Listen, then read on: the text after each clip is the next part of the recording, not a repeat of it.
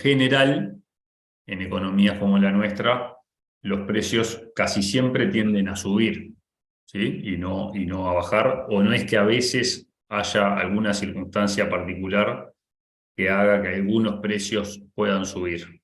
¿Ah? La inflación es un fenómeno generalizado que afecta a toda la economía y no a alguna rama, algún sector. Yo que sé, podríamos decir, en los últimos años en Europa, por el efecto de la guerra y qué sé yo, no sé, los alimentos y la energía tuvieron un encarecimiento. Capaz que eso es algo circunstancial, una guerra que, bueno, ya lleva un año, pero capaz que podría haber durado 2 meses, y al tiempo se terminaba, y eso hacía que los precios relativos dentro de la economía tuvieran algún movimiento, pero eso no es que todo en la economía sube de precio y además se sostiene en el tiempo. Entonces, tenemos que diferenciar lo que es la inflación de lo que es la variación de los precios relativos dentro de una economía, y la forma de atacar desde la contabilidad el problema que generan estos fenómenos es diferente cuando nos enfrentamos a la inflación que cuando nos enfrentamos a una variación de los precios relativos. Bien diferente. Y acá lo que estamos hablando es de inflación, así que repito, aumento generalizado y sostenido de los precios en una economía. Y el efecto que genera la inflación, en definitiva, es que con la misma cantidad de dinero, con el paso del tiempo, uno accede a menos cantidad de bienes. ¿Sí? Uno puede comprar menos cosas con ese dinero. Entonces, lo que se deteriora es el poder adquisitivo del dinero.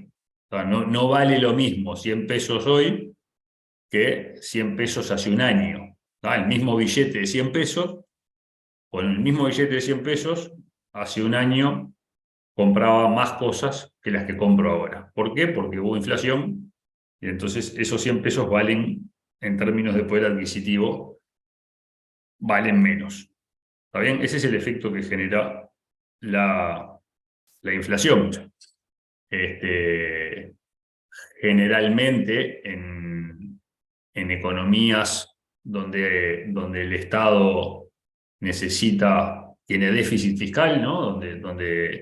Donde para cerrar entre lo que el Estado tiene como ingresos y lo que tiene como gastos, cuando hay una brecha y gasta más que lo que le ingresa, una de las formas que tiene para cerrar esa brecha es emitiendo más dinero, ¿no? Entonces, al emitir más dinero, lo que sucede es que ante la misma cantidad de bienes en una economía hay más dinero, y con lo cual el dinero que circula vale menos que lo que valía antes, ¿no? En una simplificación rápida de la cuestión, eso es lo que pasa con la inflación. ¿Qué pasa con la inflación?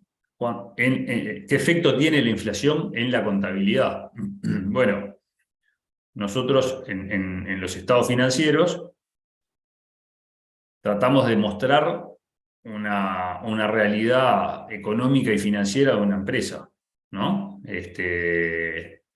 Nosotros decimos, el estado de situación refleja la situación patrimonial, refleja los bienes y los derechos y las obligaciones que tiene una entidad en tal momento.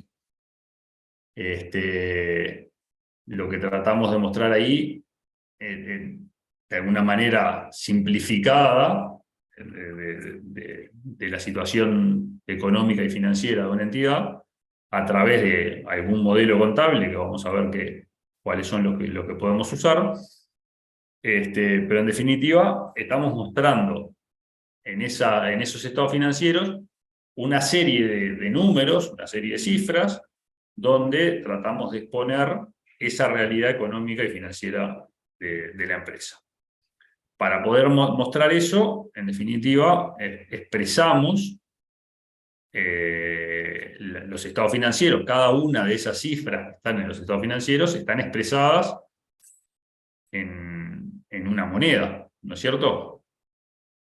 Están expresadas normalmente, si estamos pensando en nuestra economía local y estamos mostrando los estados financieros de una empresa uruguaya, vamos a mostrar los estados financieros en pesos, ¿no? Ahora, para poder, yo les decía, atrás de un estado financiero hay un modelo contable, ¿sí? Que para poder mostrar esta realidad económica y financiera y esta realidad de los resultados de una entidad a través de un estado financiero, lo que hacemos es decir, bueno, hay que modelizar la cuestión, hay que simplificarla para poder mostrarla en un papelito, y entonces tenemos que definir, como cualquier modelo, hay que definir los componentes y darle un contenido a cada uno de esos componentes. ¿Ah? El modelo contable tradicional que estamos acostumbrados a utilizar, cualquier modelo contable tiene estos 4 componentes, ¿sí? Y el modelo contable tradicional tiene estas definiciones para cada uno de los componentes del modelo contable. ¿Cuáles son los 4 componentes? La unidad de medida, el criterio de evaluación, el criterio de capital a mantener y el criterio de reconocimiento de ganancia. En el modelo tradicional, que estamos acostumbrados a utilizar en contabilidad desde que estudiamos contabilidad en el liceo, utiliza estas definiciones para cada uno de esos componentes. ¿Tá? La unidad de medida, la evaluación al costo como un método de evaluación, la unidad de medida que utiliza es el peso nominal, esto es que nosotros vamos a medir las cosas que vamos a expresar en esos estados financieros, las vamos a medir en la unidad de cuenta tradicional, corriente, que en el país que desea, en el caso de Uruguay, en pesos. ¿Sí? Pero en pesos nominales, ¿qué quiere decir? En pesos nominales, en pesos del momento en que estamos midiendo cada cosa. Nosotros podríamos decir, bueno, si mi estado de situación patrimonial es una forma simplificada de mostrar todo lo que tengo y todo lo que debo en una empresa, yo podría medir en otra cosa. Yo podría decir, bueno, por ejemplo, no sé, si yo tengo una empresa no sé, agropecuaria, ¿no? Y me dedico a criar ganado, yo podría decir, bueno, yo tengo 100 novillos y expresar mi existencia en cantidad de novillos. Yo tengo 100 novillos y debo, no sé, 200 kilos de ración. Y ese podría ser mi estado de situación. Pero normalmente, ¿en qué expresamos, en qué medimos lo que mostramos en los estados financieros? Normalmente lo medimos en la unidad de intercambio habitual en el país donde estemos, entonces usamos normalmente el peso corriente, el peso nominal. Después el otro componente que se debe definir cuando queremos representar esa realidad económica de una empresa es el criterio de capital a mantener. ¿Sí? El criterio de capital a mantener vendría a ser el capital es lo que puso el dueño, ¿sí? Lo que está arriesgando el dueño en ese emprendimiento. En definitiva es, bueno, yo arranco este trabajo, arranco la producción y este emprendimiento con X capital. Y a partir de ahí, si yo al año siguiente hice crecer ese patrimonio, yo gané. Y si hice que ese patrimonio disminuya, yo perdí. En definitiva, el criterio de capital a mantener es eso, es cómo mido lo que yo puse en juego en esta producción. Y el criterio que se utiliza normalmente es el criterio de capital financiero, es cuánto valía ese capital que puse a trabajar en esa empresa el día que lo puse, medido en términos de pesos financieros. Lo medimos y lo cuantificamos en pesos y en definitiva ese es el criterio de capital a mantener. De nuevo, podríamos tener modelos contables donde el criterio de capital a mantener sean otros. Hay modelos que se utilizan donde, por ejemplo, el criterio de capital a mantener, en vez de ser una cantidad de pesos medida en determinado momento, se mide la capacidad operativa de la empresa. Entonces, decir, bueno, yo tengo una empresa que, por ejemplo, no sé, siguiendo con la línea agropecuaria, supónganse que nosotros ponemos un tambo y decimos, yo tengo un tambo capaz de producir, no sé, 10.000 litros de leche al día. Y esa es mi capacidad operativa. Y yo voy a decir si aumenté mi patrimonio o si disminuí en función de si yo tengo más capacidad de producción o menos capacidad de producción. Al cierre del año, ¿cuánto tengo para producir? No, aumenté mi capacidad de producción porque tengo más vacas, porque tengo otras cosas. Bueno, gané tanto. Y es otra manera de medir. De nuevo, yendo al modelo tradicional de la contabilidad que nosotros estamos acostumbrados a utilizar, el criterio de capital a mantener que utilizamos es el financiero. ¿Cuánto valía en aquel momento en que puse en riesgo ese capital medido en pesos? Y por último, el otro aspecto que hay que definir a la hora de elegir o de definir un modelo contable es el del criterio de reconocimiento de la ganancia, donde habitualmente lo que utilizamos es el proceso ganancial y bueno, generalmente, haciendo una simplificación fácil y rápida, utilizamos el devengamiento y el criterio de, bueno, por ejemplo, una venta la consideramos como ganancia en el momento de la venta y no esperamos al día en que la cobremos, sino que se considera suficientemente culminado el proceso con la venta y no con la cobranza. Entonces, esos son los 4 elementos que nosotros tenemos que determinar y el modelo de contabilidad que estamos utilizando desde que empezamos a manejar contabilidad es utilizando estas cuatro definiciones para la definición del modelo contable a costo histórico tradicional. ¿Sí? ¿Alguna duda hasta ahí? ¿Alguna consulta?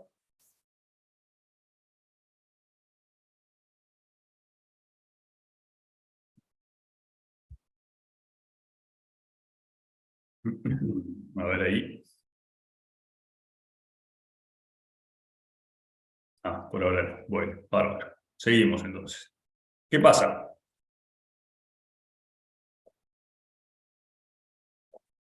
Cuando tenemos este modelo con estas definiciones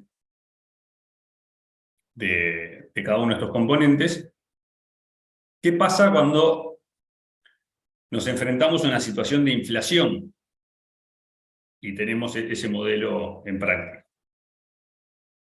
Imagínense un balance cualquiera, ¿no? Un rubro. Nosotros en un rubro de bienes de cambio, por ejemplo, vamos a estar debitando bienes de cambio cada vez que compramos mercadería, ¿sí? Y vamos a estar acreditando bienes de cambio cada vez que vendemos mercadería.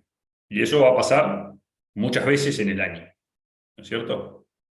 Entonces, nosotros vamos a estar sumando y restando partidas dentro del mismo rubro, ¿sí? En distintos momentos del año, ¿sí? ¿Qué les parece? ¿Esas partidas en esos distintos momentos del tiempo valen lo mismo?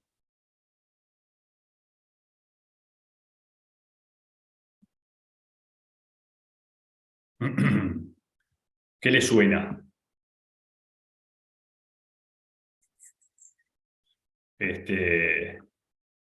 Depende si hay o no inflación. Bueno, estamos diciendo que hay inflación, ¿no? Si partimos de la base de que sí hay inflación, nosotros estamos diciendo, bueno, imagínense un rubro de bienes de cambio donde vamos debitando cada vez que compramos y acreditando cada vez que hacemos el ajuste al costo de ventas. Hay inflación. Entonces, en definitiva, no valen lo mismo, ¿no? Perfecto, ahí me dice Juan Pedro, no vale lo mismo. No, no valen lo mismo. Entonces, ahí estamos como ya empezando a ver que hay un tema, ¿no? Con la inflación, porque nosotros cuando miramos el balance a fin de año, decimos bienes de cambio 800. Ahora, esos 800 se componen de un montón de créditos y débitos que vienen de distintos momentos del tiempo, ¿no?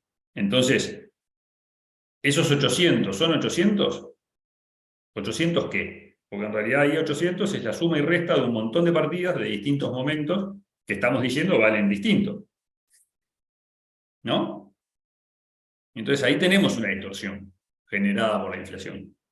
Al mirar un balance histórico que está confeccionado histórico, pero estamos en un contexto de inflación, cuando miramos un saldo de un rubro cualquiera, en realidad sabemos que tenemos una acumulación de sumas y restas de partidas de diferentes momentos del tiempo y por lo tanto que valen diferente. Entonces estamos sumando cosas como si fueran lo mismo que en realidad no son lo mismo.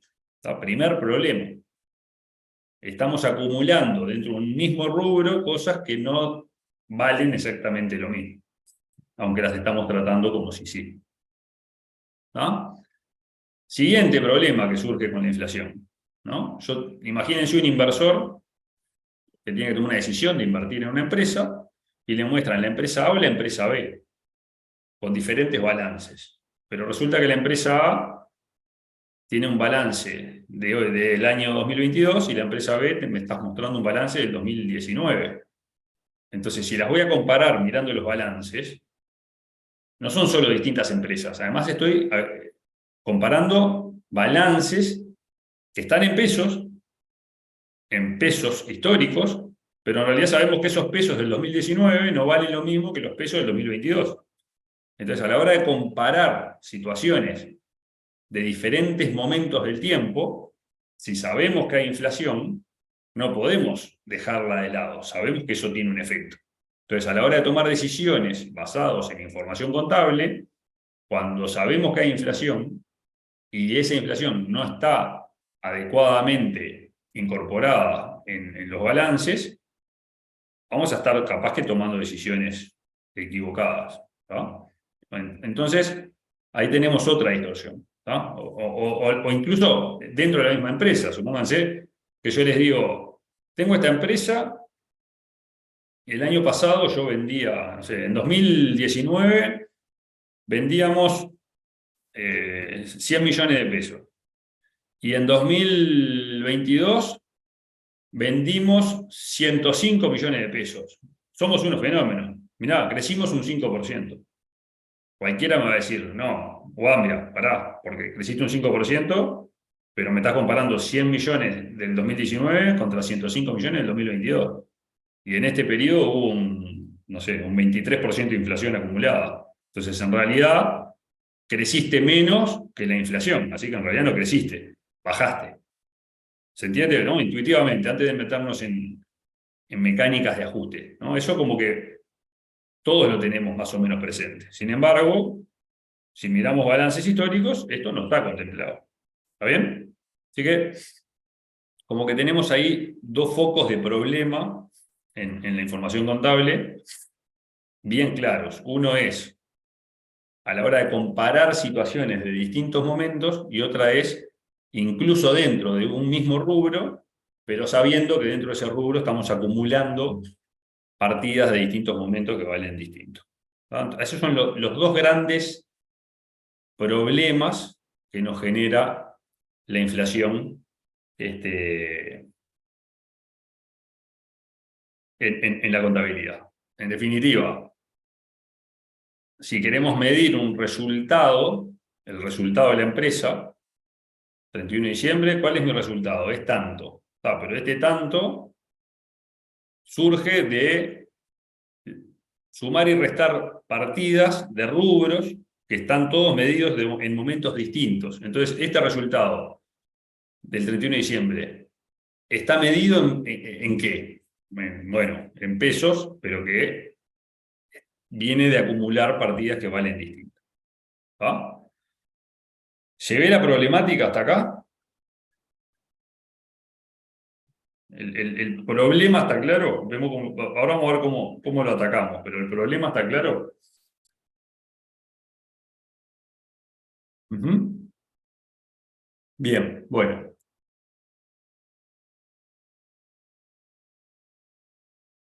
Vamos a ver un ejemplo. Supónganse un balance bien sencillito de una empresa que tiene patrimonio 1.500 pesos, y este patrimonio se compone de esta manera: un terreno y deudas diversas, supónganse. ¿Está? Terreno 2.500, deuda 1.000. Supónganse que pasa un año, ¿sí? Y no hago nada con esta empresa.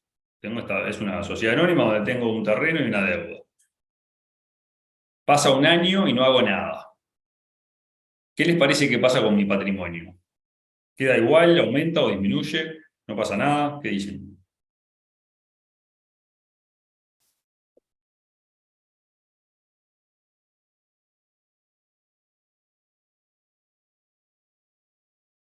¿Alguien que diga algo? ¿Alguien que levante la mano?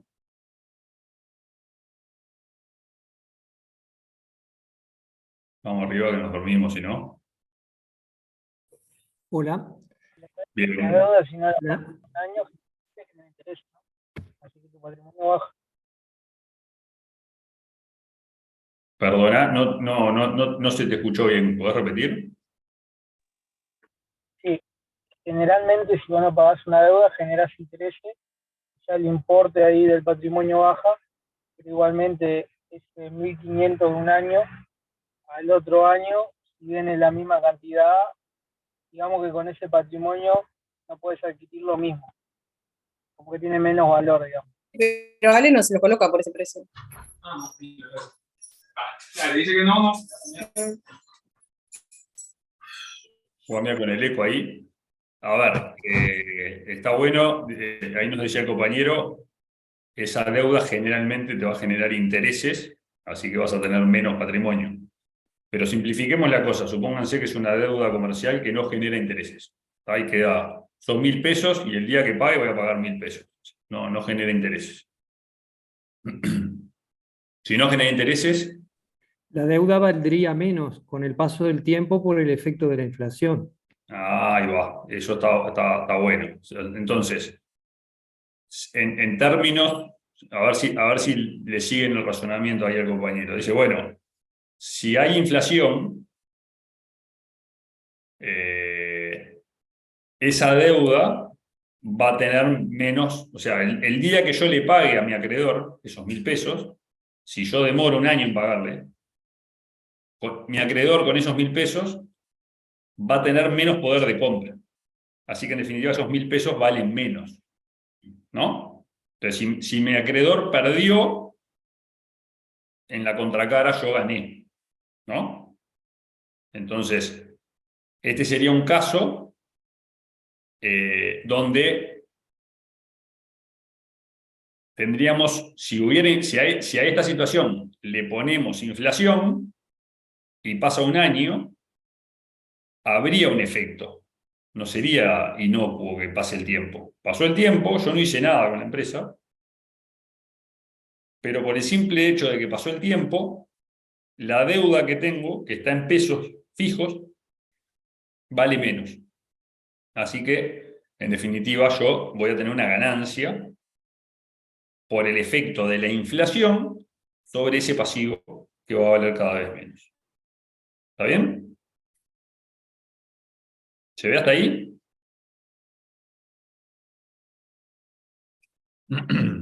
Bueno, ¿Sí? notable. Nosotros, para poder medir los estados financieros, dijimos, voy a ir para atrás un segundito, dijimos, bueno, uno de los 4 componentes de un modelo contable es la unidad de medida. Las normas de contabilidad, las normas, las NIF, nos determinan que la unidad de medida, ¿sí?, de los estados financieros tiene que ser la moneda funcional. ¿Está bien? ¿Y qué es la moneda funcional? Bueno, la moneda funcional está definida así como la moneda del entorno económico principal en el que opera la empresa. ¿Qué significa esta definición tan cortita, pero que a veces da para tanto? El entorno económico principal en el que opera la empresa significa que en determinada, ¿sí? Puede ser en el país en el que opera, pero puede que no sea necesariamente en el país, o en un país, en determinados sectores puede estar muy influenciado por una moneda y en otros sectores por otra. Va a depender del tipo de actividad que se trate. No necesariamente es, para definir cuál es tu moneda funcional, no necesariamente es en qué moneda facturás. Yo puedo facturar en dólares, porque lo que vendo, la gente está acostumbrada a pagarlo en dólares, pero sin embargo,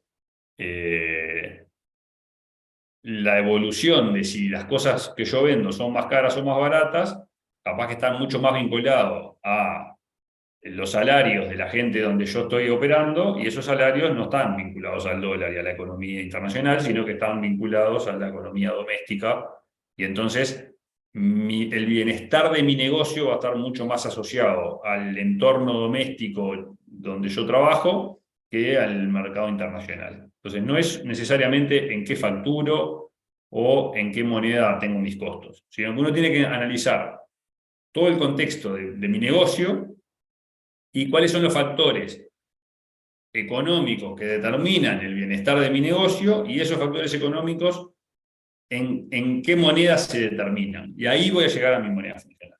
¿Está?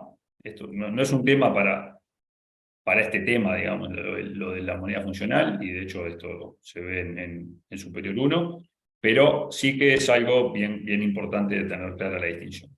Entonces, lo que nos dicen las normas internacionales de contabilidad es, bueno, los estados financieros deben estar preparados en la moneda funcional.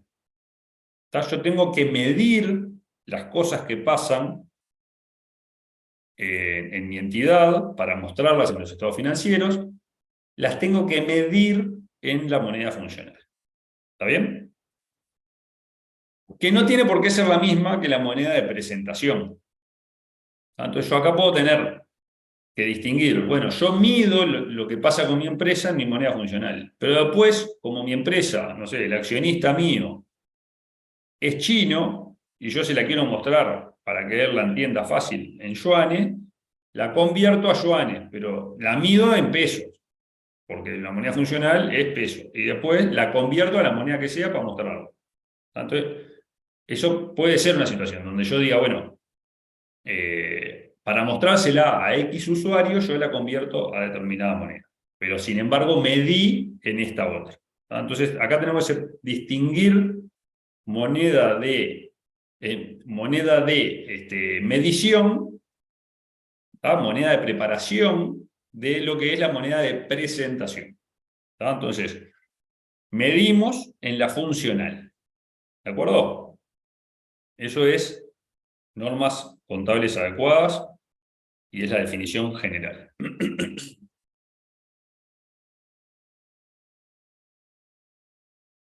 De hecho, el año pasado salió un decreto donde en Uruguay se dispusieron algunas normas específicas de cómo hay que proceder cuando la moneda de presentación, cuando la moneda funcional no sea el peso uruguayo, dado que a la hora de presentar balances en Auditoría Interna de la Nación se deberían presentar en pesos uruguayos. Entonces, bueno, para traer tus balances a la central de balances, tráelos en pesos. Si tu moneda funcional es otra, tenés que cumplir ciertas cosas. ¿De acuerdo? Entonces, tengamos claro conceptos distintos. Preparación es una cosa, presentación es otra.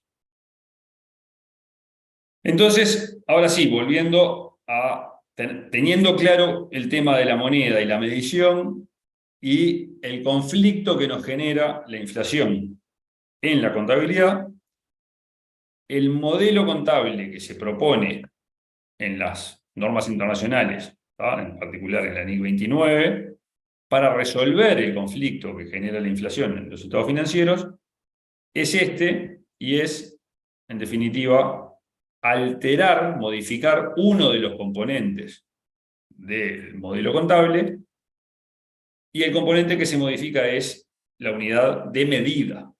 ¿Ah? Vamos a medir las cosas en los estados financieros en una moneda diferente. ¿En qué? Lo vamos a medir en una unidad, en términos de pesos, pero de poder adquisitivo constante. Es decir, pesos de determinado momento. ¿Sí? ¿De qué momento? Del momento del cierre de ejercicio. Entonces, cuando nosotros vamos a hacer un balance ajustado por inflación, lo que vamos a hacer es que todo lo que esté presentado en esos estados financieros necesariamente va a tener que estar todo medido en la misma moneda, y esto es en pesos de poder adquisitivo de fecha de cierre de ejercicio. ¿Ah? Entonces vamos a tener que llevar todas las partidas a expresarlas en un poder adquisitivo uniforme de cierre de ejercicio. Entonces con esto vamos a poder matar los dos problemas que generaba la inflación. ¿Por qué? Porque al poder medir todo en poder adquisitivo de una sola fecha, ya no voy a tener partidas de distintos momentos sumándose y restando, porque van a estar todas llevadas a fecha de cierre. Y como van a estar todas llevadas a fecha de cierre, cuando yo quiera comparar balances de distintos momentos, voy a poder llevarlos a pesos de distintos momentos, porque el momento cero lo voy a tener todo expresado en moneda de ese momento. Entonces, si yo quiero comparar un balance del 2014 con un balance del 2021, si el del 2014 lo tengo ajustado por inflación, lo voy a poder traer por la inflación desde el 2014 hasta el 2021. Y entonces voy a poder compararlo con el 2021, porque van a estar los dos expresados en la misma moneda. ¿Se entiende? Entonces, la clave del ajuste por inflación para resolver el problema que nos generaba la inflación en la contabilidad va a ser medir en una moneda distinta. ¿En cuál? Pesos constantes.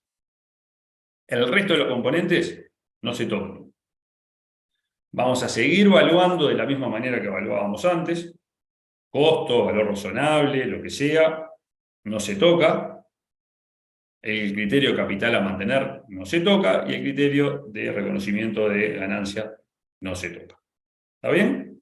Así que en definitiva, la clave es solo tocar la unidad de medida y medir todo en pesos constantes de cierre de ejercicio. ¿Está bien? Conceptualmente, esa es la solución. Vamos a ver cómo lo hacemos. ¿Dudas hasta acá? Profe, ¿Mm? ¿este concepto de pesos constantes es el mismo que damos en financiera? Sí, sí. Sí, Bien, sustancialmente sí. Sí, porque vos claro, en financiera, a la hora de comparar inversiones comparables, vas a traer, lo que haces es llevar todas a un momento determinado, ¿no? exacto, sí. Ujú. Gracias. Entonces, esta es la manera, ¿no? Esta es la solución de la NIC 29 y algunas predecesoras. La NIC 29 es la que nos va a decir cómo hacer el ajuste por inflación. ¿Cuándo dice la NIC 29 que tenemos que hacer el ajuste por inflación? ¿Ante qué circunstancias tenemos que hacer el ajuste por inflación? Y ahí la NIC 29 dice que es cuando el entorno económico en el cual la entidad desarrolla sus actividades corresponde a una economía hiperinflacionaria. Y acá entramos en el terreno de lo que esto es a título absolutamente personal. Yo siempre digo, la NIC 29 es una NIC que tiene mala prensa. ¿Tá? ¿Por qué? Porque si vos lees esta definición de la NIC 29, vos decís, aplico la NIC 29. A ver, ¿cuándo aplica la NIC 29? Y vas a la NIC 29 y te dicen, sí, es cuando la economía es hiperinflacionaria. Y eso es mala palabra. Nadie quiere reconocer que su economía es hiperinflacionaria. Suena mal, suena feo, ¿no? Con lo cual, esto esto atenta contra el uso de esta NIC, ¿tá? Porque es muy feo decir que uno es hiperinflacionario. Pero la NIC, como siempre, en las normas, definen cuándo corresponde cada uno de los términos que utiliza. Entonces dice, bueno, ¿y de qué hablamos en esta NIC cuando hablamos de hiperinflación? Y ahí entramos en un segundo problema que no lo define como una cuestión absoluta. Vieron que muchas veces las normas, las NIF, las NIC, dan criterios para que uno analice, no es blanco o negro, ¿no? Bueno, uno tiene determinados parámetros para ver si está en determinada situación o no, ¿no? Entonces, la NIC 29 nos aporta una serie de indicadores para considerar y en función de ellos decir si estamos ante una economía hiperinflacionaria o no. Entonces, vamos a ver cuáles son los indicadores que nos da la NIC 29. Y ahí vamos, ¿no? El primero.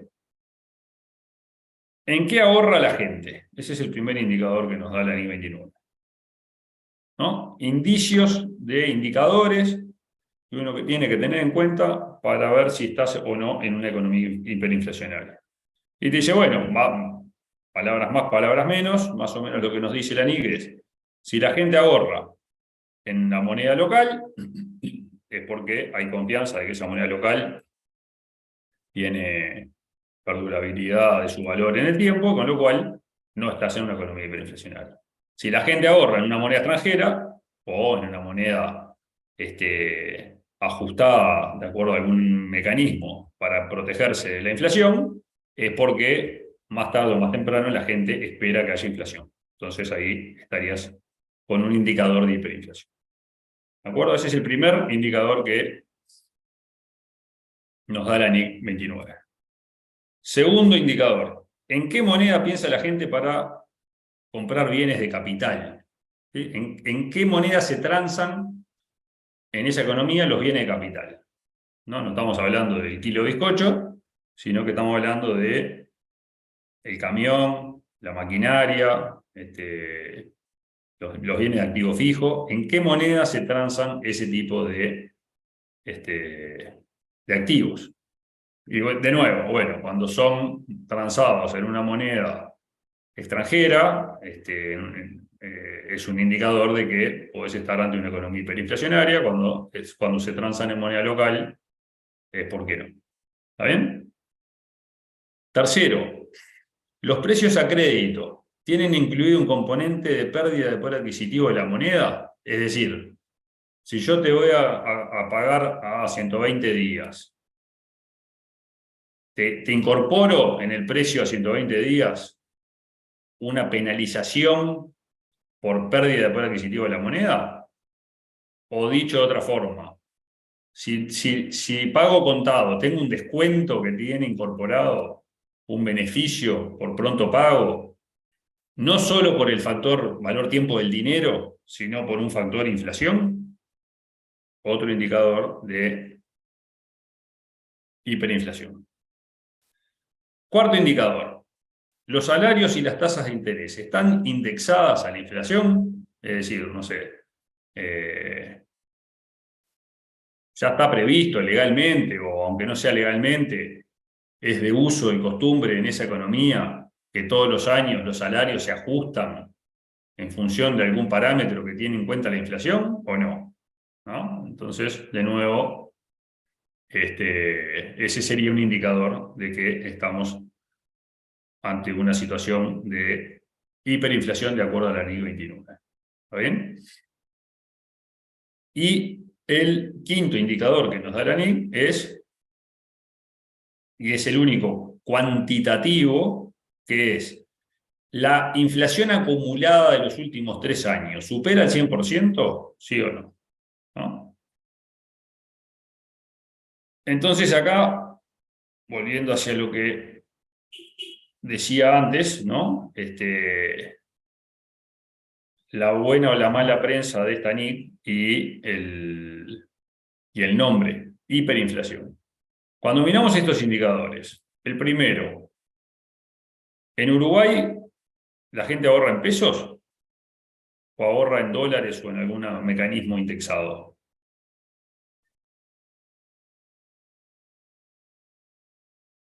¿En dólares o en indexados? Creo que cumplimos todo menos el último. Ahí va. Bueno, vamos a irlos recorriendo y tal cual. En Uruguay nadie ahorra en pesos en el mediano o largo plazo, nadie se queda con los pesos de quieto. La gente piensa en dólares o en alguna otra moneda a la hora de adquirir bienes de capital. Las tasas, los precios a crédito tienen incorporado el factor inflación y los salarios y las tasas de interés. De hecho, en Uruguay es legal.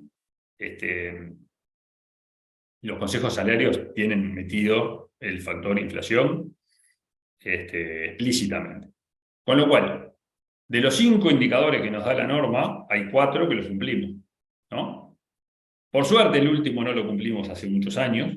Antes tuvimos épocas en las que sí, pero por suerte hace varios años que no. ¿No? Entonces, ¿qué pasa con la NIC? ¿Y qué pasó en Uruguay? Y esto, de nuevo, corre a título personal y obviamente no hay unanimidad de criterios para esto, pero en función de este último indicador, en muchos casos se resolvió que no estamos ante esta situación de hiperinflación, ¿no? Y es cierto, no estamos en este último indicador. El último no se cumple, por suerte. Sin embargo, los otros indicadores sí los cumplimos, ¿no? Con lo cual, la NIC 29 es una NIC vigente que podríamos usar, no todo el mundo la usa y no es obligatoria. No hay, en algún momento, hace muchos años ya, hubo un decreto de normas contables adecuadas, hubo un decreto que dijo, hay que hacer el ajuste de inflación. Para los del sector público, no sé, no tienen por qué tenerlo claro, pero para las entidades del sector público, el organismo que determina las normas que tienen que usar es el Tribunal de Cuentas. Hubo una ordenanza del Tribunal de Cuentas hace muchos años, como 10 más, hace como 15 años, que dijo, están obligados a hacer el ajuste por inflación usando la NIC 29. ¿De acuerdo? Pero unos años después hubo otra ordenanza que dijo, se elimina la obligatoriedad de hacer el ajuste por inflación. ¿No? Con lo cual, ¿por qué se resolvió eso? Bueno, en base a este indicador. Cuando pasaron unos cuantos años que nos alejamos de una acumulada del 100% en 3 años, se dejó de hacer obligatorio y quedó ahí la NIC 29 es una de las normas contables vigentes, pero queda a criterio de la entidad determinar si estás o no estás en esta situación. Problema, ¿sí? Porque, en definitiva, vuelvo a lo de la mala prensa, si a esta norma le cambiáramos de nombre y no le llamáramos hiperinflación y le pusiéramos contabilidad en entornos de inflación, o de algo de inflación, o llámenle como quieran, pero donde algo que no le genere tanto rechazo, seguramente seríamos muchos más los que usarían el ajuste por inflación. Y a la hora de tomar decisiones, y eso es algo que con algunos compañeros de la unidad académica estuvimos haciendo un trabajo de análisis de muchos balances históricos, y a lo largo de los años,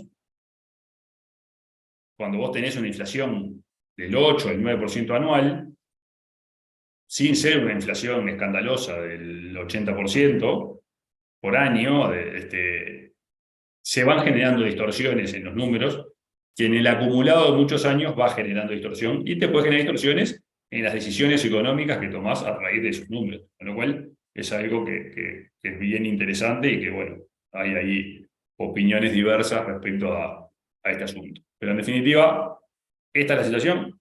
Me salí un poco el libreto, pero esta es la situación de la norma, esto es los indicadores que tenemos que tomar, analizar, y cada entidad en base a esto resuelve si está o no ante una situación que merece hacer el ajuste por inflación o no. ¿Tá? Estos son los indicadores de la norma y esto es lo que debemos utilizar. ¿De acuerdo? Tengo una pregunta. Sí. ¿Este ajuste por inflación se hace para reflejar el balance actual que estoy cerrando o el comparativo que le voy a agregar al lado, digamos, para llevarlo como al año actual y que puedan ser dos comparables, por ejemplo? Buenísima No, la pregunta. Está clara la pregunta, está buenísima. En realidad, cuando vos haces el ajuste por inflación, todo lo que muestres va a estar reflejado en pesos del mismo momento. El balance, si vos hicieras el ajuste por inflación del 2022, vas a mostrar el 2022 en pesos del 2022, y si también mostrás el 2021, vas a mostrar el 2021 llevado a pesos del 2022, para mostrar todo en pesos del mismo momento. bárbaro. Gracias. Bien. Bueno, entonces, lo que estamos diciendo es que en una economía que cae en la definición de la NIC 29 como hiperinflacionaria, lo que estamos haciendo es cambiar la unidad de medida. Estamos diciendo, voy a medir todo en pesos, pero en pesos constantes de determinado momento. ¿Ah? Esa es mi moneda de medida. No cambiamos, insisto con esto porque es un error bastante habitual, no cambiamos el método de evaluación. O sea, no es que evaluamos distinto, seguimos evaluando igualito que antes. Si usábamos el costo, uso el costo. Si usábamos valor razonable, uso valor razonable. Eso no se toca. ¿Tá? Solo cambiamos la unidad de medida.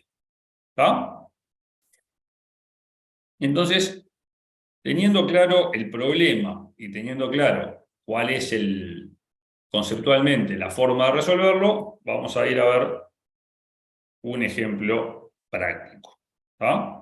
Volvemos a la empresa que habíamos planteado al inicio y decimos que era una empresa con un patrimonio de 1.500 pesos, compuesto de esta forma, ¿sí? Terreno y deuda. Al 31 de diciembre no pasó nada, ¿sí? Y tenemos el mismo terreno y la misma deuda, y pasó un año, ¿sí? Si medimos esto en términos históricos, no hubo ningún efecto. Si hay una inflación del 10% en ese ejercicio, ¿sí? Dijimos, ¿alguno de estos rubros va a estar afectado por la inflación? Los rubros eran estos.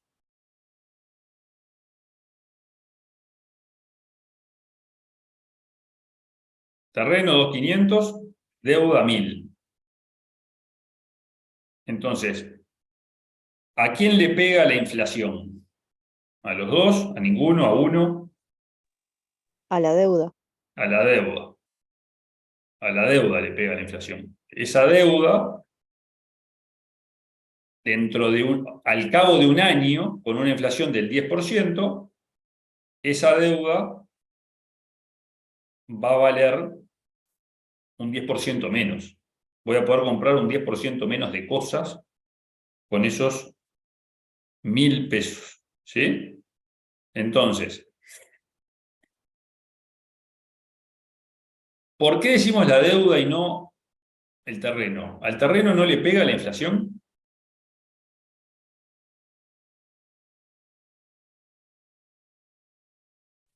Porque no cambia el método de evaluación, podría ser. Es decir, entiendo que le puede pegar la inflación también porque va a haber un cambio en los precios, pero por el lado de la evaluación, que nosotros tenemos que mantenerla igual. Pero Sí, no es monetaria, no es una partida monetaria. el tema va por ahí, pero no es monetaria. Está bien. Pero, ¿por qué a la monetaria? La deuda sí es monetaria, ¿estamos de acuerdo?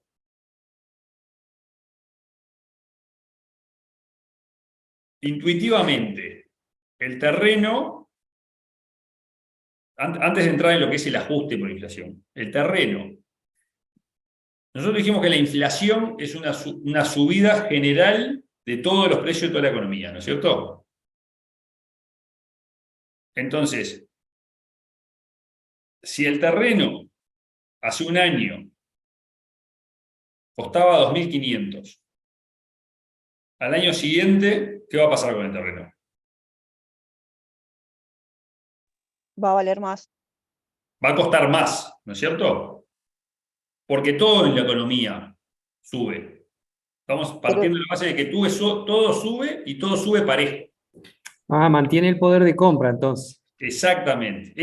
Conceptualmente es eso. El poder de compra, como todo en la economía sube parejo, hay determinados rubros de mi balance que reflejan cosas que acompañan a la inflación. ¿Sí? Entonces, como todo sube parejo, en ese terreno, en términos de poder de compra, va a seguir valiendo lo mismo, porque va a acompañar a la inflación. ¿Se entiende? Sí, En cambio, los 1.000 pesos, con esos 1.000 pesos, yo no voy a poder comprar las mismas cosas dentro de un año, voy a poder comprar menos cosas. ¿Está? Esa es la clave para distinguir entre partidas, yendo a lo que es un balance, entre lo que es partidas monetarias de las partidas no monetarias. ¿Está? Es exactamente eso. Las partidas monetarias, como por ejemplo, caja, imagínense un rubro, caja 100 pesos. Dentro de un año, si yo hoy tengo 100 pesos, ¿sí? Me lo guardo en el bolsillo y esto es lo que tengo en el rubro caja. Dentro de un año saco mis 100 pesos. ¿Cuánto me van a dar por estos 100 pesos?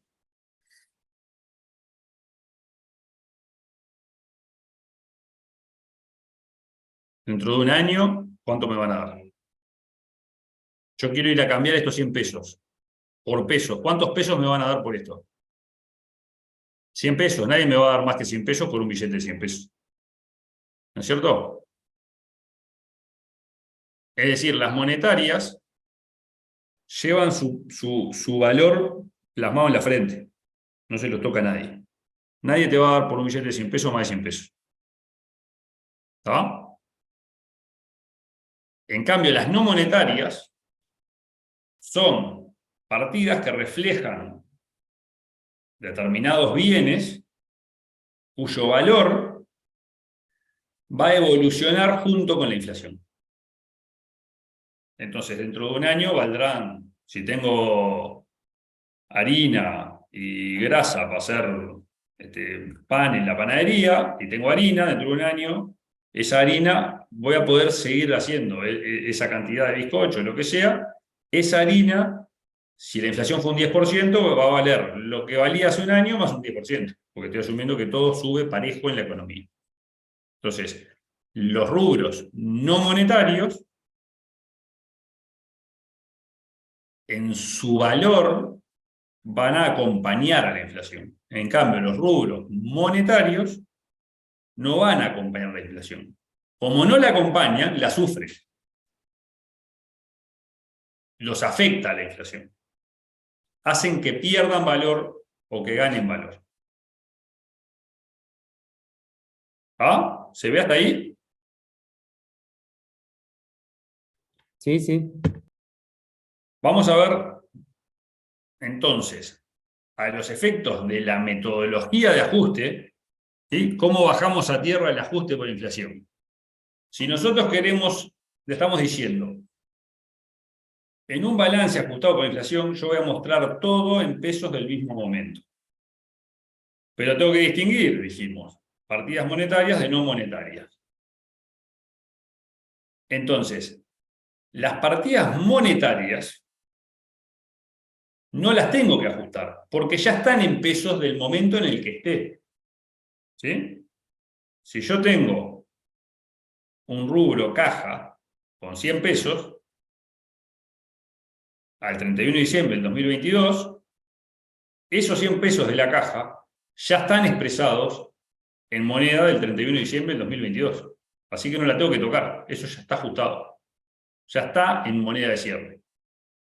En cambio, si yo tengo, como tenía en este balance, un terreno de 2.500 pesos,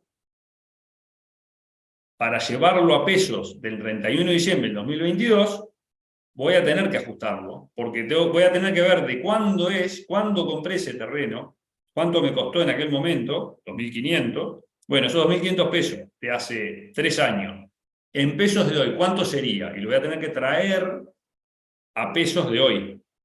Entonces, la no monetaria sí la voy a tener que ajustar. Entonces, yendo de lo conceptual a lo que es la mecánica de ajuste, tenemos que tener claro por qué las partidas no monetarias son las que tenemos que ajustar y las partidas monetarias son las que dejamos quietas porque ya están en pesos de cierre. ¿Ah? Esa es la explicación. Las no monetarias acompañan su valor en función de la inflación. Acompañan su valor. Pero yo para mostrarla en pesos de hoy voy a tener que ir a buscar cuánto era el día que la compré y traerla a pesos de hoy. En cambio, las monetarias no voy a tener que tocar nada porque las mire cuando las mire van a estar en momentos de ese momento, en pesos de ese momento que la estoy mirando. ¿Está bien? Ahí, por ejemplo, sí haría el ajuste en las partidas monetarias cuando hago el comparativo del año anterior. Cuando vaya a comparar, sí. Bien, Del año anterior voy a traer todo, pero de nuevo, pará porque eso va. Después de que tengas todo tu balance en moneda de determinado momento, si voy a compararlo con el balance del año pasado, voy a tener que traer todo para mostrar. Pero claro. ojo, porque eso no es la mecánica. Vamos primero a aprender a hacer el ajuste de un año. Después vemos cómo presentamos muchos años. ¿Sí? Ok, gracias. Entonces, en definitiva, tenemos que tener bien claro cuáles son monetarias y cuáles son no monetarias, porque las monetarias no las tocamos y las no monetarias sí las tenemos que ajustar. Típicas partidas monetarias. Disponible, créditos, provisiones, cuentas a pagar, deudas comerciales, típicas partidas monetarias. ¿De acuerdo? ¿Por qué digo disponible en moneda nacional? Porque puedo tener disponible en moneda extranjera, ¿no? Pues yo podría tener banco dólares, ¿no? ¿Y qué pasa con la moneda extranjera? Que por aplicación de las normas contables adecuadas, la moneda extranjera la tengo que evaluar ya no al costo, sino que la tengo que evaluar a su valor de mercado, ¿no? Entonces, ya en el modelo tradicional de la contabilidad, la moneda extranjera la evaluamos a tipo de cambio de cierre de ejercicio.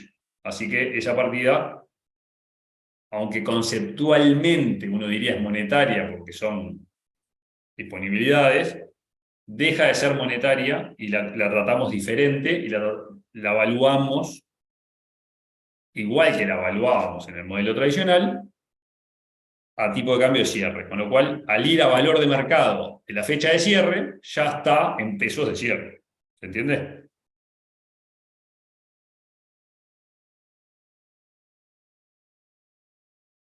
Ejemplos de partidas no monetarias. Típicamente, propiedad, planta y equipo, inventarios, ¿sí? Bienes de cambio, materia prima, materiales. Bueno, como decíamos, los saldos en moneda extranjera y todo lo que es patrimonio.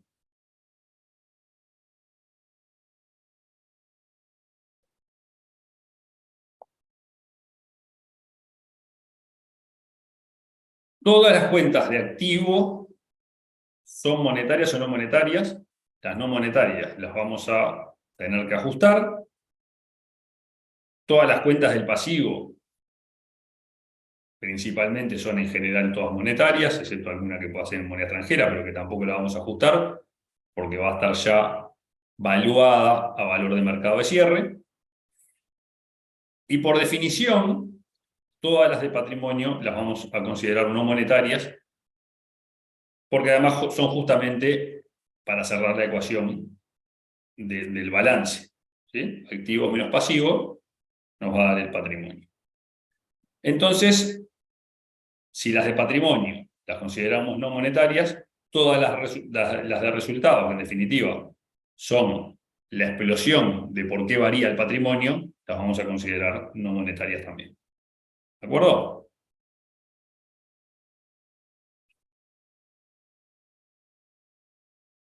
Y entonces, la metodología en sí misma, ¿cómo llegamos a ajustar un balance por inflación? Tenemos que presentar todo en moneda de cierre. ¿Tá? Esa es la premisa. Y para expresar todo en moneda de cierre, lo que vamos a usar es un índice de precios. ¿Tá? Todas las partidas que mostremos en un balance van a estar todas expresadas en moneda de cierre. Y la mecánica de ajustar esto va a ser utilizando un índice de precios para poder llevar cada partida desde el momento que sea al momento de hoy, por la inflación. ¿Ah? Entonces hay que elegir un índice de precios. ¿Qué tiene que cumplir nuestro índice de precios para estar en condiciones de ser usado de acuerdo a la NIC 29? Bueno, hay una serie de condiciones que tiene que cumplir el índice. Tiene que ser un índice general, es decir, que contemple a toda la economía, a todas las ramas de actividad, que sea lo más general posible, ¿sí? Que sea público, ¿sí? Que sea un índice que sea, que esté disponible para cualquiera. Acá la idea de esto es que todos usemos un índice que sea accesible. Capaz que no es el más perfecto que se podría construir.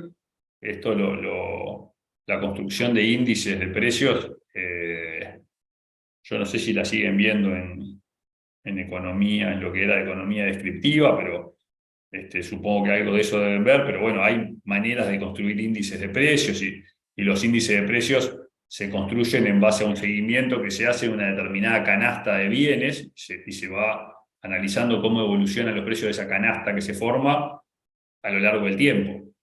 Entonces, bueno, en cada país hay organismos que se dedican a esto. La gracia de utilizar un índice general y público es que, bueno, que sea de acceso a cualquiera y que todos podamos usarlo, ¿sí? Fundamental que tenga actualización periódica, ¿sí? Que la frecuencia con la que se genera este índice sea bastante periódica, porque si nosotros tenemos un índice de precio, supónganse que el IPC saliera una vez por año, y vos tengas IPC del 2019, IPC del 2020, y uno por año. Bueno, si vos tenés partidas, ¿no? Vos en un año tenés un montón de transacciones en una empresa todos los días. Entonces, si yo tengo que estar haciendo el ajuste de la inflación, considerando solo las puntas del año, me estoy perdiendo un montón de información. Entonces, se procuran índices que sean de actualización periódica, ¿sí? Generalmente al menos mensuales, ¿tá? Y lo otro que sea continuo, ¿tá? Que vos puedas ajustar por inflación historia larga. Que vos podés, ¿no? Una empresa no dura 3 años. Entonces, si yo tengo una empresa que tiene 40 años de historia, que yo pueda llevar y traer las cosas desde hace 40 años y no tenga problema. Entonces, que haya continuidad. Esas son como 4 características fundamentales que tienen que cumplir los índices para poder ser utilizados para el ajuste por inflación. Ni que hablar, características que no están ahí explicitadas, pero que sean confiables, ¿no? O sea, si vos tenés que hacer un ajuste por inflación. Y nosotros en Uruguay estamos como muy acostumbrados a poder contar con este tipo de información y nada, uno va, agarra el IPC y está publicado en internet, es un índice súper confiable, construido por un organismo serio, que más allá de quien esté de gobierno de turno, lo que sea, lo que se publica como IPC, a nadie se le ocurre pensar que alguien está distorsionando la información de la inflación que se publica por el Instituto Nacional de Estadística. En otros lados no pasa, ¿no? En otros lados se escucha, bueno, la inflación según el organismo oficial es un 23%, pero los analistas calculan que es un 80%, cosas así, ¿no? Entonces ya eso te complica la vida. Nosotros por suerte acá tenemos mucha historia de organismos serios en los que podemos confiar. Entonces, en definitiva, estas son las características para elegir el índice. No hay mayores discusiones que en Uruguay el índice por excelencia es el índice de precios al consumo, el IPC. En algún momento en el pasado, algunos utilizaban otro índice que había antes, que se llamaba el índice de precios mayoristas, que después derivó en otro que se llamaba índice de precios en la producción de productos nacionales. No importa, hubo ahí algún momento donde habían dos índices que los dos cumplían básicamente con esta definición. Hace tiempo que está fuera de discusión que en caso de hacer el ajuste por inflación en Uruguay, el índice es el IPC. ¿De acuerdo? Y entonces dijimos, ¿cómo voy a hacer el ajuste por inflación? Bueno, todo hay que llevarlo a peso de cierre, y para llevar a peso de cierre voy a utilizar un índice que cumpla con estas características. Entonces,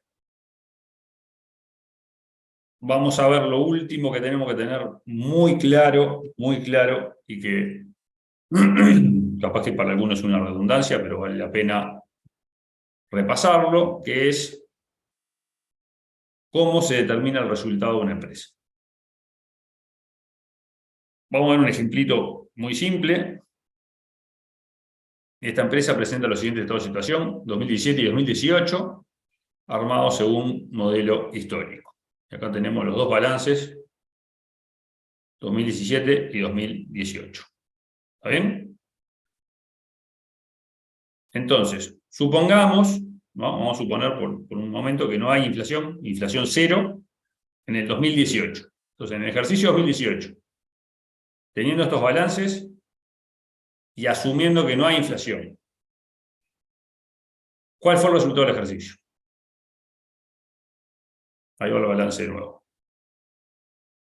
¿Cuál es el resultado del ejercicio 2018?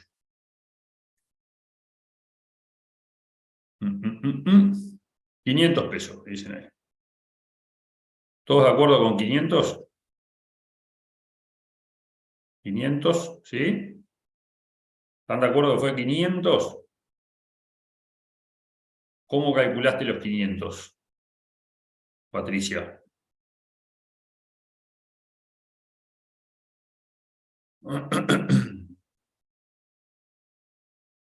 $500, patrimonio 2018 menos patrimonio 2017. Perfecto. ¿Sí? Lo que está diciendo Patricia es, al cierre del 2018 tengo un patrimonio de 1.500 y al inicio tenía un patrimonio de 1.000. Modelo contable tradicional, dijimos, la forma de medir mi patrimonio es criterio financiero, y yo voy a decir si gané o perdí, si al cierre del año tengo más que cuando empecé, medido como capital financiero. ¿No?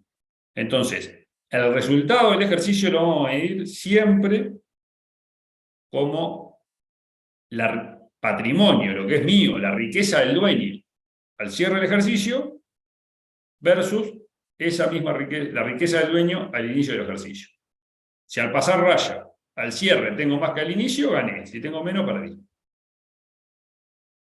Esa es la forma de medir patrimonio, el resultado. No necesito el estado de resultados para saber si gané o perdí.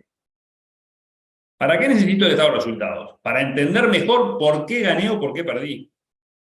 Gané 500. ¿Por qué? Bueno, porque vendí 800 y tuve un costo de venta de 300. Notable, por eso gané 500. Pero eso es el porqué. El estado de resultados me explica el porqué, me explota el resultado. Pero el resultado es patrimonio versus patrimonio. ¿Estamos bien hasta ahí? Está claro eso, ¿no? Entonces, partiendo de esa base, que entendemos bien eso, bueno, acá tenemos una serie de situaciones. Bueno, el 2018, si no tuve ni aportes de capital ni distribución de utilidades, en 2018 voy a haber tenido un resultado de 500. En la situación B, me dice, bueno, Guambia, que el 30 de junio hubo una asamblea de accionistas que aprobó un aporte de 300. Entonces, si hay un aporte de 300, ¿cuánto fue el resultado del ejercicio? Y bueno, ahí voy a tener que decir, bueno, sí, al cierre del 2018 yo tengo 1.500. Pero dentro de estos 1.500 hay 300 que los puse yo también. No es ganancia. Esto fue un aporte de 300. Entonces, para calcular el resultado voy a tener que tener en cuenta que acá adentro hay 300. Así que el resultado va a ser menos, ¿no? 1.500 menos 300 de aporte, menos 1.000 que tenía al inicio, bueno, entonces el resultado va a ser 200. Y así con cada caso, ¿sí? Yo voy a decir, bueno, en la situación A, que no hay ni aportes ni distribuciones, el resultado son 500. En la situación B, tengo en cuenta que dentro de estos 1.500 del cierre hay 300 de aporte, así que se lo saco. En la situación C es al revés, hay una distribución. Yo ya distribuí una parte que había, entonces, si no hubiese distribuido, el resultado era más grande, así que en realidad el resultado es 900. Es la diferencia entre las dos puntas más los 400 que distribuí. Y en la situación D tengo un aporte y una distribución. Ejemplo muy simple, pero ¿qué buscamos con este ejemplo? Que hagan conciencia, ¿sí?, de que para determinar el resultado lo que hago es comparar patrimonio. ¿De acuerdo?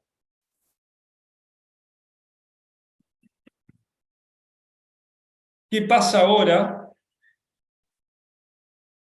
si le agregamos el problema de la inflación a este ejercicio simple? ¿No? Exactamente el mismo balance, pero suponiendo que estos balances, porque hay inflación, están ajustados por inflación. ¿Sí?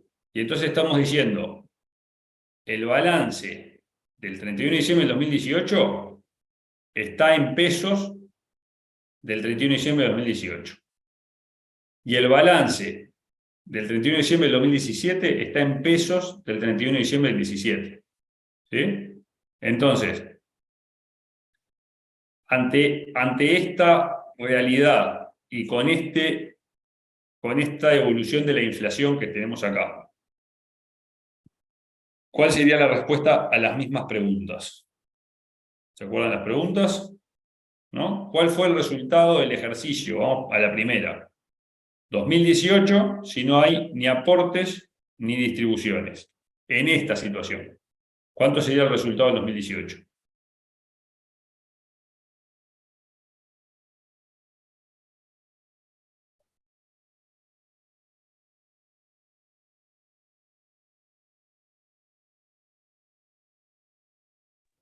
Primero deberíamos ajustar el patrimonio de 2017, llevarlo al 2018 y luego compararlo con el 2018. Y recién ahí podríamos ver el resultado.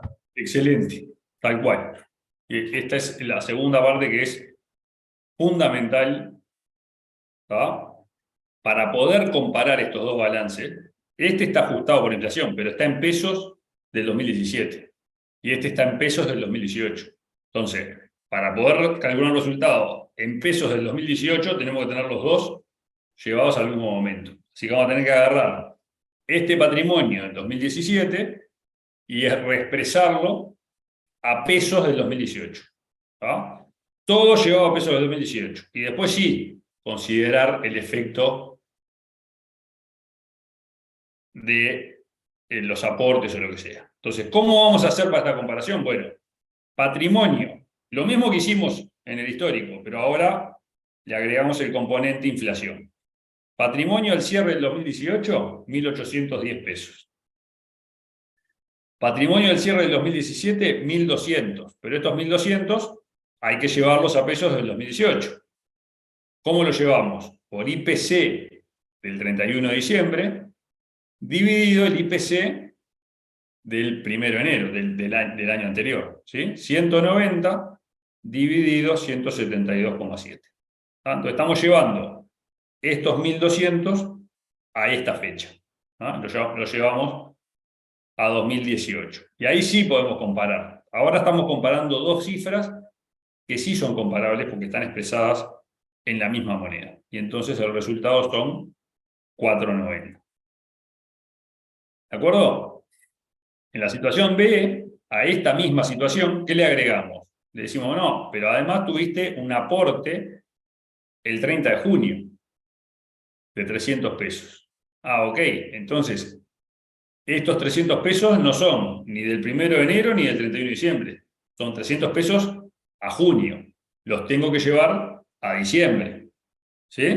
Entonces, para llevarlos a diciembre, tomo el IPC de diciembre dividido el IPC de la fecha en que se mueve, que es junio. Entonces, IPC de diciembre, 190, IPC de junio, 180,9, y entonces sí, lo vuelvo comparables. Y en este caso, entonces, el resultado me da 175. Y así, con la situación C, que tengo la distribución, y con la D, que tengo la distribución y el aporte. ¿Se entiende? Siempre en el entorno de ajuste por inflación, siempre vamos a tener que tener en cuenta que para comparar cualquier cosa, primero tengo que estar tranquilo de que está todo alineado en pesos del mismo momento. Ahí sí puedo comparar. ¿De acuerdo?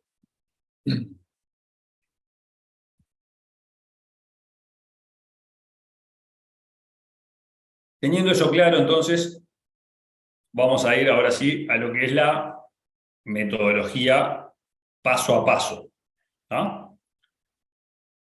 ¿Cómo voy a lograr tener el patrimonio en pesos de cierre de ejercicio? Y bueno, voy a tener que tener todas las partidas del activo y todas las partidas del pasivo, todo expresado en pesos de cierre. Si tengo todo el activo en peso de cierre y todo el pasivo en peso de cierre, por diferencia, voy a tener el patrimonio en pesos de cierre. Y el criterio, como ya vimos, va a ser tomar el costo, tomar la transacción que sea, el costo que sea, en el momento en que se originó, en el momento cero, y para llevarlo a peso de cierre, ¿qué voy a hacer? El IPC de cierre dividido el IPC del momento en que se generó. Esta es la forma de llevar cualquier partida a pesos de cierre. ¿De acuerdo?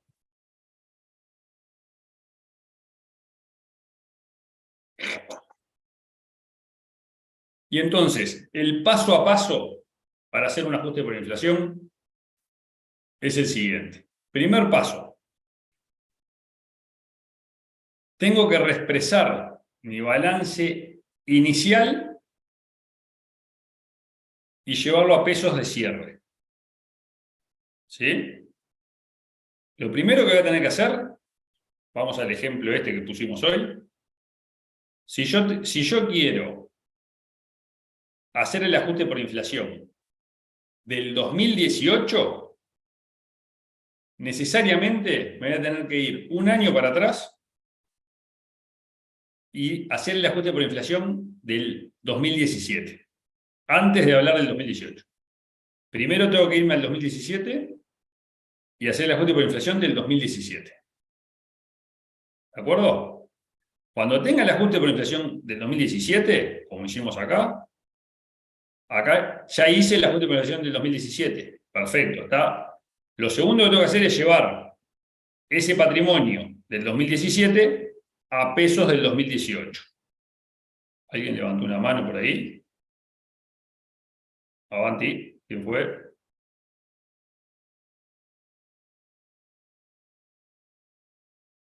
¿Quién quería decir algo? Creo que fue usted, profesor, que levantó la mano. Ah, ¿fui yo? Bien, bueno. No sé cómo hice y ahora no sé cómo la bajo, no importa. Entonces, 2017, primero que hago, lo primero es llevo el 2017 al cierre. Segundo, ese patrimonio del 2017 lo llevo a pesos del 2018. Tercero, ajusto el 2018. Todas las partidas del 2018 las llevo a pesos de cierre. ¿Sí? Recién ahí estamos en el 2018. ¿De acuerdo? Cuarto paso. Calculo el resultado del ejercicio como diferencia de los dos patrimonios, como hicimos en el ejemplo. O sea, tengo el 2018 ajustado por inflación, tengo el 2017 ajustado por inflación, agarro el patrimonio del 17, lo llevo al 18, patrimonio del 18 en pesos del 18 menos patrimonio del 17 en pesos del 18, y ahí calculé el resultado del ejercicio. ¿De acuerdo? Ya sé cuánto es mi resultado del ejercicio ajustado por inflación. Quinto paso. Agarro todas las partidas del estado de resultados y las llevo todas a pesos de cierre. ¿Sí? Todo el estado de resultados expresado en pesos de cierre. ¿Ah? Ingresos, costos, gastos, todo en pesos de cierre. ¿Y qué me va a pasar? Que hay un último resultado que no se origina en una transacción, sino que es el resultado que le vamos a llamar RDM, que es el resultado por desvalorización monetaria. Y este RDM, ¿qué viene a ser? Viene a ser el resultado que me genera la inflación por tener partidas que sufren la inflación expuestas a ella. ¿Está? En el ejemplo que habíamos visto hoy.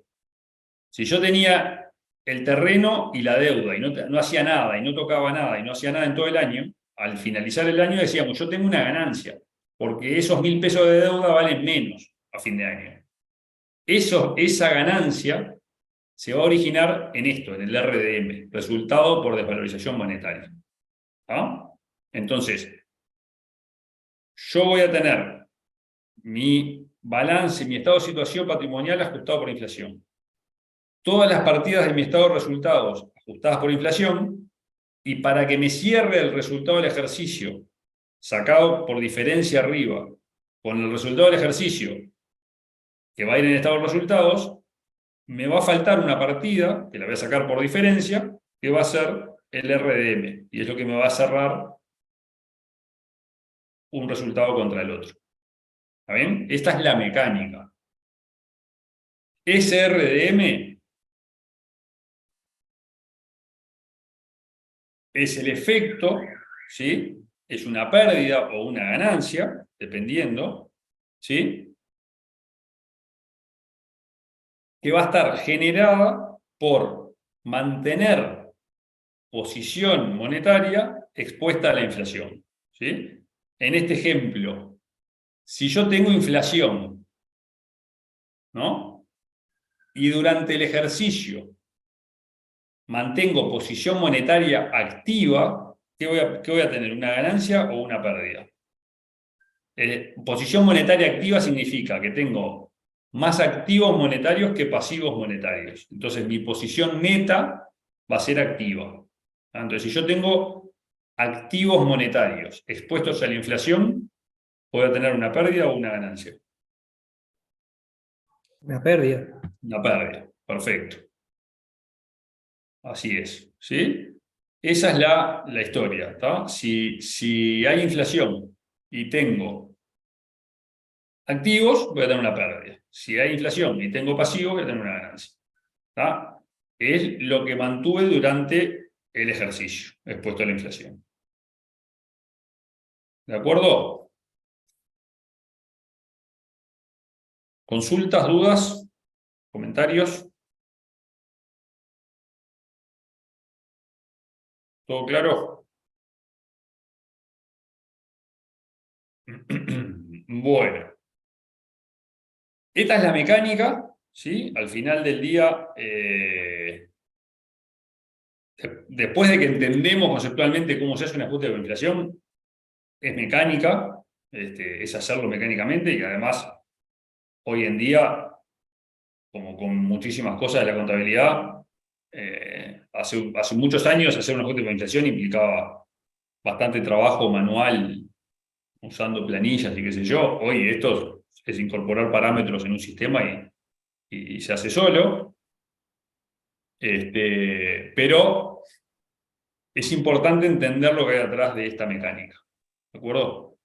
Me preguntan si estas diapositivas están en el EVA. Supongo que sí. Sí, calculo que sí. Chequeo y si no las pasamos. No hay problema. Entonces, esta es la mecánica. Esto es lo que hay atrás conceptualmente.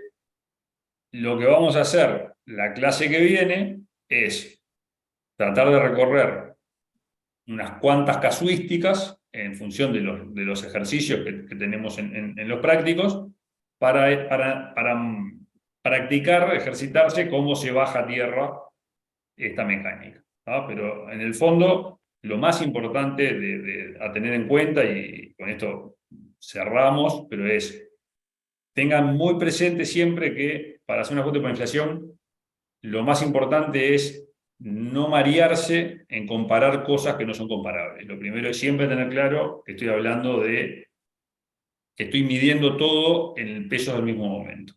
Y ahí es donde a veces uno se hace galleta en algunos rubros de patrimonio, en algunas cuestiones. Teniendo eso claro, después es todo muy mecánico. ¿De acuerdo? Bueno, por ahí sería todo. Si no hay otras consultas, quedamos así. Les agradezco la atención, la participación y nos estamos viendo la semana que viene. ¿De acuerdo? Que pasen bien. Chao.